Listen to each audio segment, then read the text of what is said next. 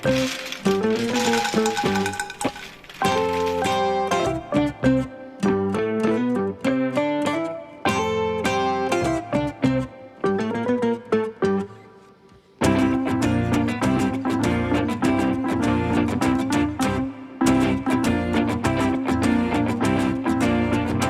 friends, welcome to our channel.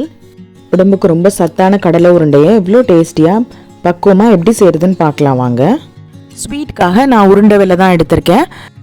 இந்த மாதிரி shred பண்ணி பவுடராக எடுத்துக்கிறது ரொம்ப நல்லாயிருக்கும். கடலை உருண்டையோட டெக்ஸ்சர் ரொம்ப நல்லா வரும்.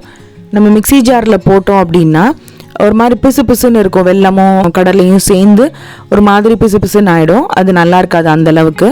ஸோ இந்த மாதிரி பவுடராக எடுத்து வச்சுக்கிறது தான் டெக்ஸ்சர் அவ்வளோ நல்லாயிருக்கும். பீலர்லேயோ கத்திலையோ இந்த மாதிரி நீங்கள் ஷ்ரெட் பண்ணிக்கிட்டீங்க அப்படின்னா நல்ல பவுடராக கிடைக்கும் நமக்கு வெல்லம். ஒரு பவுல் கடலை எடுத்தீங்க அப்படின்னா ஹாஃப் பவுல் தாராளமாக போதுமாக இருக்கும். இன்கேஸ் நீங்கள் நல்ல ஸ்வீட் சாப்பிட்றவங்களா இருந்தீங்கன்னா கொஞ்சம் அதிகப்படுத்திக்கோங்க. வாசனைக்காக கொஞ்சமாக ஏலக்காய் ஒரு சிட்டிக்கு போட்டுக்கலாம்.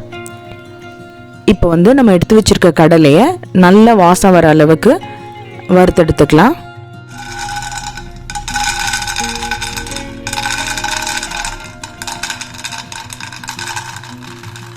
நம்ம எல்லாருக்கும் தெரியும் கடலையில் எவ்வளோ சத்துக்கள் அதிகமாக இருக்குது அப்படின்ட்டு. இந்த மாதிரி கடலை உருண்டை செஞ்சு வச்சுக்கிட்டோம் அப்படின்னா ஸ்கூலுக்கு எப்படி நம்ம ஸ்நாக்ஸ் பாக்ஸ்க்கு ஏதோ ஒரு ஸ்நாக்ஸ் கொடுக்கணும் இல்லைங்களா? ஸோ அப்போ இது ஒன்று ஒன்றா கொடுத்து பாருங்கள். நல்ல வெயிட் கெயின் கூட நல்ல ரிசல்ட் கிடைக்கும் குழந்தைங்களுக்கு. லைட்டாக வாசனை வந்த உடனே அடுப்பை மீடியம் ஃப்ளேம்லேயே வச்சு வறுத்துடுங்க. ஒரு சில கடைகளில் பாருங்கள் கடலை உருண்டைன்னு சொல்லிட்டு ஒரு அச்சில் வச்சு கொடுப்பாங்க. நல்லா சாப்பிட்றதுக்கு லைட்டாக கொஞ்சம் நெருன்னு இருக்க மாதிரி இருக்கும். ரொம்ப டேஸ்ட்டாக இருக்கும். நம்மளாலே ஒன்று சாப்பிட்டோம் அப்படின்னா இன்னொன்று சாப்பிடாமல் இருக்க முடியாது. ஸோ அந்த டேஸ்ட் எக்ஸாக்ட்லி அந்த டேஸ்ட்டில் தான் வரும் இந்த மாதிரி செய்யும்போது.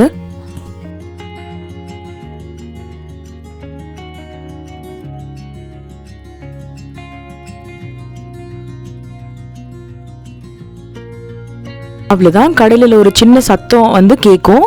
இன்னொன்று நல்ல அந்த ஸ்கின் எல்லாம் பாருங்கள் நல்லா பேர்ன்ட் ஆகிடுச்சு. நான் ஸ்டவ் ஆஃப் பண்ணிவிட்டு நல்லா ஆற விட்டுடலாம் கடலையை. கடலை நல்லா ஆறினாதான் மேலே இருக்க அந்த தோல் கொஞ்சம் ரிமூவ் பண்ண முடியும். கம்ப்ளீட்டாக எல்லா கடலையில் இருந்த தோலும் நம்ம ரிமூவ் பண்ணணும்னு அவசியம் இல்லை. ஏன்னா அதுக்கு ஒரு மாதிரி லைட்டாக ஒரு கலர் கொடுக்கும். அது ரொம்ப நல்லாயிருக்கும். ஸோ ஓரளவுக்கான கடலைகளை நல்லா இந்த மாதிரி பிசைஞ்சு விட்டீங்க அப்படின்னா அந்த சாஸ்க்கு மேலே இருக்க தோலெல்லாம் ஆட்டோமேட்டிக்காக போயிடும். முறம் இருந்தது அப்படின்னா இது ஈஸியாக இந்த மேலே இருக்க தோல் நம்ம ரிமூவ் பண்ணிடலாம்.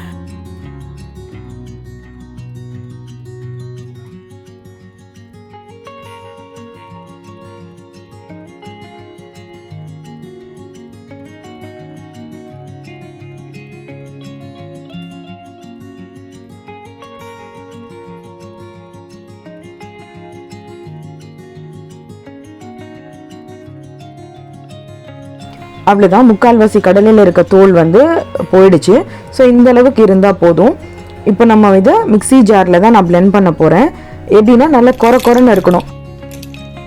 பல்ஸ் மோடில் வச்சு விட்டு விட்டு ஒரு 2 செகண்ட் விட்டு விட்டு ஒரு 3 டைம்ஸ் பண்ணிங்க அப்படின்னா ஓரளவுக்கு மசிஞ்சிருக்கும். அப்புறம் லைட்டாக பண்ணிங்கன்னா கொரன்னு ஒரு ஸ்டேஜில் வரும். இப்போ வாசனைக்காக இது கூடவே நம்ம ஏலக்காய் கொஞ்சமாக போட்டுக்கோங்க. ஏலக்காய் பிடிக்கலனாலும் பரவாயில்லை, ஸ்கிப் பண்ணிவிடுங்க. பாருங்கள் இந்த அளவுக்கு இருந்தால் போதும். தொட்டி பார்த்தீங்க அப்படின்னா ஓரளவுக்கு மசிஞ்சிருக்கணும். அதே சமயம் கொஞ்சம் கோர்ஸ் பவுடராகவும் இருக்கணும். அப்போ தான் நம்ம வாயில் கடிக்கும் போது அவ்வளோ நல்லாயிருக்கும் அது. ஸோ இது நெருன்னு ஒரு பவுடர் மாதிரி இருக்குது. இப்போ நம்ம மிக்ஸ் பண்ணிடலாம். ஸோ ஒரு பவுல் கடலைக்கு நான் அரை பவுல் சொல்லியிருந்தேன். ஸோ அரை பவுல் வெல்லம் எடுத்துக்கிட்டேன். இப்போ நம்ம அரைச்சி வச்சுருந்த கடலையோட பொடிகளும் சேர்த்துக்கிறேன்.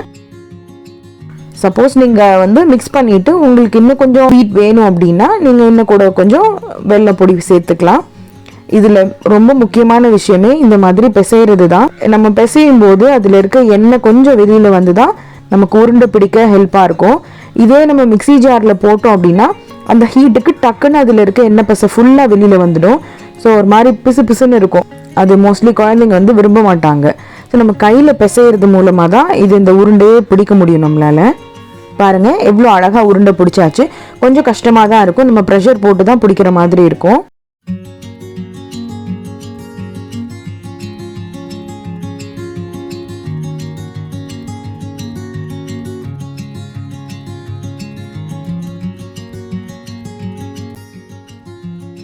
ஒரு தடவை ட்ரை பண்ணி பார்த்துட்டு எப்படி வந்திருக்குன்னு கமெண்ட் செக்ஷனில் சொல்லுங்கள்.